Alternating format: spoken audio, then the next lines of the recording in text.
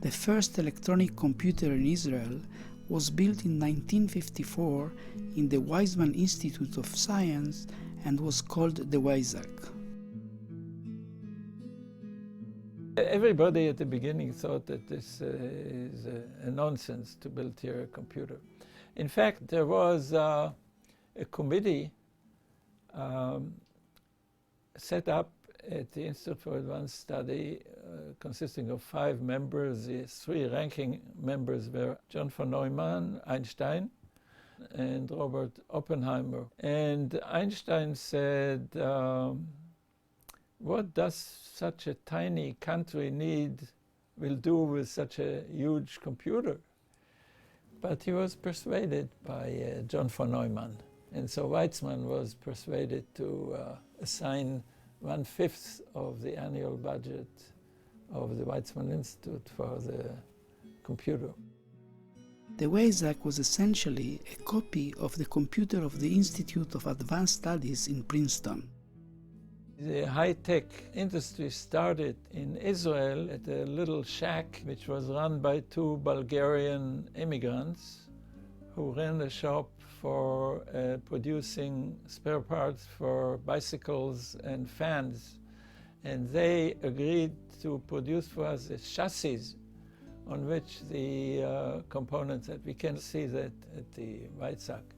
There was no infrastructure, there was nothing going on, no components, no staff, nothing.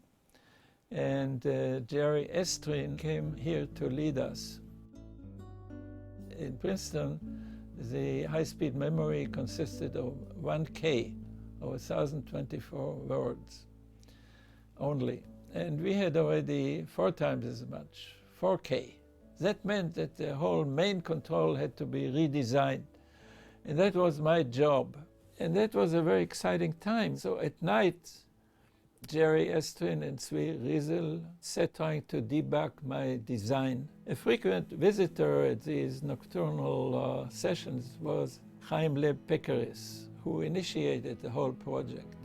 He had seen in Princeton, even before in World War II, what computers can do. And he agreed to come here to lead the Applied Maths department on the condition that there would be a computer here. Then in '55 came the day where we wanted to apply voltage the first time to the computer. We turned on the voltage. And then black smoke billowed to the ceiling and fires broke out and it was real fireworks. And the VIPs fled into all directions. Then we corrected everything and we turned it on without the VIPs, and that was okay.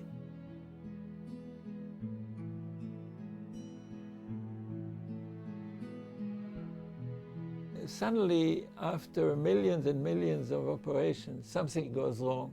What caused it? I remember that this was a very challenging thing that I specialized in. We used to run diagnostic programs designed to make the life very difficult to certain circuits, and at the same time we lowered the voltage. So you just turned these knobs and that either increased or decreased the voltage of different circuits. WEIZAC was much in demand, and there was a lot of competition between users at the Weizmann Institute and beyond seeking to use it. One big user was the Army. Pekeris wanted all the time for himself. The Army had, I think, 1 weekly hour.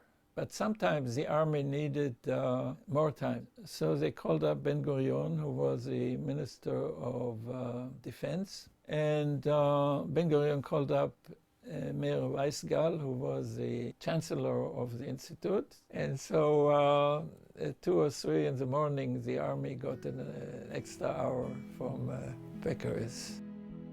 The WEIZAC performed its first calculation in 1955. and was operational for 9 years until 1964. It was constantly busy, and this evidence of demand for computing helped to lay the foundation for Israel's computing industry. The leading role that Israel plays in the international high-tech industry is really due to the WEIZAC years.